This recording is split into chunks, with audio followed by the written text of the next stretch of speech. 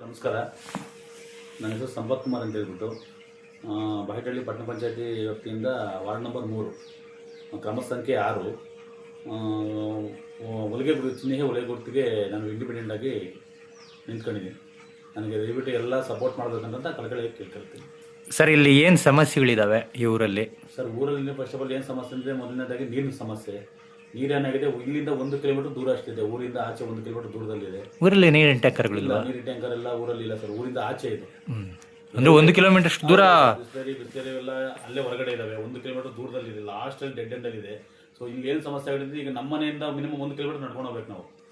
ಈಗ ಹೆಂಗಸರನ್ನ ನಾವೆಲ್ಲ ಕೆಲಸ ಅಲ್ಲಿ ಇಲ್ಲಿ ಹೋದಾಗ ಅಲ್ಲ, 1 ಕಿಲೋಮೀಟರ್ ನೀರು ತಗೊಂಬರ್ಬೇಕು ಅಂದ್ರೆ ಹೆಣ್ಮಕ್ಳಿಗೆ ಬಹಳಷ್ಟು ಕಷ್ಟ ಆಗುತ್ತೆ. ಮೊದಲನೇದಾಗಿ ಅದೊಂದು ಸಮಸ್ಯೆ. ಚರಂಡಿ ವ್ಯವಸ್ಥೆ, ಚರಂಡಿ ನೀಟಾಗಿಲ್ಲ. ಮತ್ತೆ ಇನ್ನೊಂದು ರೋಡ್ ಸಮಸ್ಯೆಗಳಿದ್ದಾವೆ, ಅದೊಂದು ಸಮಸ್ಯೆ ಇದೆ. ಮತ್ತು ಸುತ್ತಮುತ್ತ ಪೊಲ್ಯೂಷನ್ ತುಂಬ ಆಗಿದೆ. ಫ್ಯಾಕ್ಟ್ರಿ ಆಗೋದ್ರಿಂದ ಹೊರಗಡೆ ಎಲ್ಲ ಪೂರ್ತಿ ಹೊರಗಡೆ ಪೊಲ್ಯೂಷನ್ ಇದೆ. ಮತ್ತು ಕೆಮಿಕಲ್ ವಾಟರ್ ಬಿಡ್ತಾರೆ ಕೆರೆಗಳಿಗಾಗಲಿ ಹೊರಗಡೆಗಾಗಲಿ. ಈ ಥರ ಊರಲ್ಲಿ ತುಂಬ ಸಮಸ್ಯೆ ಇದೆ. ಮತ್ತು ಇನ್ನೊಂದು ಮನೆಗಳಿಲ್ಲ.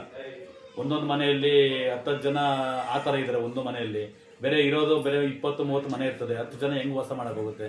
ಅಂದ್ರೆ ಮನೆಗಳಲ್ಲಿ ಜನಸಂಖ್ಯೆ ಐತೆ, ಬಟ್ ಮನೆಗಳಿಲ್ಲ. ಹಳೆ ಮನೆಗಳು, ಈಗ ಮಳೆ ಬಂದರೆ ಬಿದ್ದೋಗೋ ಥರ ಮನೆಗಳಿರ್ತವೆ.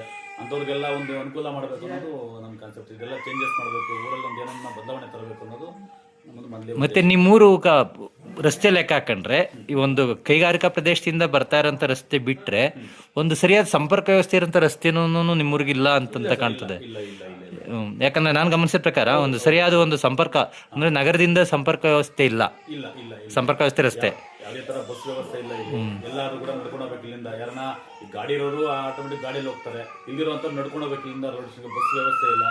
ಒಳ್ಳೆ ಅನುಕೂಲಗಳಿಲ್ಲ ಇಲ್ಲಿ ಊರಲ್ಲಿ. ಫಸ್ಟ್ ಆಫ್ ಆಲ್ ಪಂಚಾಯತಿಂದ ಯಾವುದೇ ತರ ದೊಡ್ಡಾವರದಿಂದ ನಮ್ಮ ಇವ್ರಿಗೂ ಆಗ್ಬೋದು, ಯಾವುದೇ ತರ ಸರ್ಕಾರಿ ಸೌಲಭ್ಯ ನೀಟಾಗಿಲ್ಲ ಇಲ್ಲಿ. ಸರ್ಕಾರಿ ಸೌಲಭ್ಯಗಳು ಯಾವುದೂ ಸಿಗ್ತಾ ಇಲ್ಲ. ಮೂಲಭೂತ ಸೌಕರ್ಯಗಳಲ್ಲಿ ಸಂಪೂರ್ಣ ಎಡವಿದೆ. ಹೌದು ಹೌದು ಹೌದು ಹೌದು. ಹಿಂದೆ ಇದ್ದ ರಾಜಕಾರಣಿಗಳು ಏನೇನು ಮಾಡಿಸಿದ್ದಾರೆ ಇಲ್ಲಿ? ಸರ್, ರಾಜಕಾರಣ ಹಿಂದೆ ಇದ್ದಾಗ ಏನಂದ್ರೆ ಅವ್ರು ಕೇಳೋದಷ್ಟು ಮಾಡಿದ್ದಾರೆ. ಇಲ್ಲೂ ಕೂಡ ರಸ್ತೆಗಳಾಗ್ಬೋದು, ಸಣ್ಣ ಪುಟ್ಟ ಕೆಲಸಗಳಾಗ್ಬೋದು ಮಾಡಿದ್ದಾರೆ. ಈಗ ಡೆವಲಪ್ಮೆಂಟ್ ಇಲ್ಲಿ ಸದ್ಯಕ್ಕೆ ಏನು ಡೆವಲಪ್ಮೆಂಟ್ ಇಲ್ಲ. ಈ ಕಳೆದ 5-6 ವರ್ಷಗಳಲ್ಲಿ ಏನು ಡೆವಲಪ್ಮೆಂಟ್ ಇಲ್ಲ. ಇದು ಹೇಳಿ ಕೇಳಿ ಇಂಡಸ್ಟ್ರಿಯಲ್ ಏರಿಯಾ. ಅಂದ್ರೆ ಇಲ್ಲಿ ಒಂದು ಪೊಲ್ಯೂಷನ್, ಒಂದು ಕಸ ತಗೊಂಡು ಹಾಕೋದ್ರಿಂದ ಹಿಡಿದು A to Z ಎಲ್ಲ ಇರ್ತದೆ. ಒಂದು ಎಷ್ಟು ಜನಸಂಖ್ಯೆ ಐತೆ ಈ ಊರಲ್ಲಿ? ಈ ಊರಲ್ಲಿ ಒಂದು 800 ಜನ ಇದ್ದಾರೆ. 800 ಸಣ್ಣ ಮಕ್ಕಳು ಎಲ್ಲ ಸೇರಿ ದೊಡ್ಡವರು ಒಂದು ಇರುವಂತವು ಇದ್ದಾರೆ 800 ಜನ. ಇದ್ರ ವೈದ್ಯಕೀಯ ಒಂದು ಫೆಸಿಲಿಟೀಸ್ ಆಗಿರ್ಬೋದು, ಶೈಕ್ಷಣಿಕವಾಗಿ ಏನು ಇಲ್ಲ ಸರ್. ಇಲ್ಲ, ಆ ಥರ ಏನೂ ವ್ಯವಸ್ಥೆ ಇಲ್ಲ ಈ ಊರಲ್ಲಿ. ಮತ್ತೆ ಇಂಡಸ್ಟ್ರಿಯಲ್ ಏರಿಯಾದಾಗ CSR ಫಂಡ್ ಅಂತ ಸ್ಥಳೀಯ ಅಭಿವೃದ್ಧಿ ಯೋಜನೆಗಳು ಅನ್ನೋ ಒಂದು ಇದರಲ್ಲಿ ಮಾಡ್ತಾರೆ ಅದನ್ನ. ಇಲ್ಲಿ ಸುತ್ತು ಕೈಗಾರಿಕೆಗಳೇ ಇರೋದು.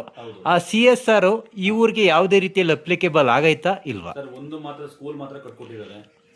ಅದು ಬಿಟ್ಟರೆ ಬೇರೆ ಥರ ಯಾರೂ ಮಾಡಿಕೊಟ್ಟಿಲ್ಲ ಇಲ್ಲಿ. ಸ್ಕೂಲು ಲಾಸ್ಟ್ ಟೈಮ್ KN5 ಅಂತ ಇತ್ತು, ಒಂದು ದೊಡ್ಡ ಕಂಪ್ನಿ ಇದೆ ಇಲ್ಲಿ. ಆ ಕಂಪನಿ ಇದ್ದಾಗ CSR ಫಂಡಲ್ಲಿ ಇಲ್ಲಿ ಒಂದು ಸ್ಕೂಲ್ ಅಂತ ಕಟ್ಕೊಟ್ರು ಯಾರಿಗೆ, ಸ್ಕೂಲ್ ಮಕ್ಕಳಿಗೆ. ಅದು ಬಿಟ್ಟರೆ ಬೇರೆ ಏನೂ ವ್ಯವಸ್ಥೆ ಯಾರು ಮಾಡಿಲ್ಲ. ಯಾಕಂದರೆ ಏನಾಗಿದೆ ವ್ಯವಸ್ಥೆ ಇಲ್ಲಿ ಅಂತಂದರೆ, ಇಲ್ಲಿ ದೊಡ್ಡವರು ಯಾರು ಹೋಗಿ ಕೇಳೋ ಥರ ಇಲ್ಲ. ಅವರೇ ನೋಡ್ಕೊಳ್ತಾರೆ. ಸೊ ಅದರಿಂದ ಈ ಥರ ಸಿಸ್ಟಮ್ ಎಲ್ಲ ಚೇಂಜ್ ಮಾಡಬೇಕು ಅನ್ನೋದು ನಮ್ಮ ಉದ್ದೇಶ ಇಲ್ಲಿ. ಮತ್ತೆ ನೀವು ಜನಗಳಿಗೆ ಏನು ಮಾಡಬೇಕು ಅಂತ ಇದ್ದೀರಾ ಅಕಸ್ಮಾತ್ ಗೆದ್ದು ಬಂದ ಮೇಲೆ? ಗೆದ್ದು ಬಂದರೆ ಮೊದಲನೇದಾಗಿ ಜನಗಳಿಗೆ ನೀಟಾಗಿ ಸೌಲಭ್ಯ ಕೊಡಬೇಕು. ನೀರಿನ ವ್ಯವಸ್ಥೆ ನೀಟಾಗಿ ಎಲ್ಲರಿಗೂ ಸೌಲಭ್ಯ, ಎಲ್ಲಿಗೆ ನಮಗೆ ನೀಟಾಗಿ ತರೋ ವ್ಯವಸ್ಥೆ ಇರುತ್ತೋ ಎಲ್ಲರಿಗೂ ಎಲ್ಲಿ ಅನುಕೂಲ ಆಗುತ್ತೋ ಅದನ್ನ ಒಂದು ವ್ಯವಸ್ಥೆ ಮಾಡಬೇಕು. ಚರಂಡಿ ವ್ಯವಸ್ಥೆ ಮಾಡಬೇಕು, ಮತ್ತು ರೋಡ್ ವ್ಯವಸ್ಥೆ ಮಾಡಬೇಕು.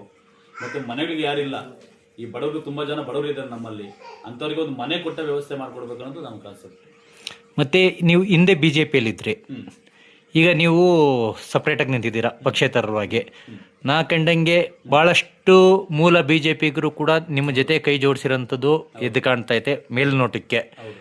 ಮುಂದಿನ ದಿನಗಳಲ್ಲಿ ಈಗಿರೋಂಥ BJPಯವರು ಅಂದರೆ ಈಗ ಇದು ಇರ್ತಾರಲ್ವ, ಅವ್ರನ್ನೂ ಕೂಡ ಎಲ್ಲರನ್ನೂ ಒಂದಾಗಿ ಜೊತೆಯಲ್ಲಿ ಕರ್ಕೊಂಡು ಹೋಗ್ತೀವಿ ಅಂತಂತ ಇಲ್ಲಿನ BJP ನಾಯಕರು ಹೇಳ್ತಾ ಇದ್ದಾರೆ.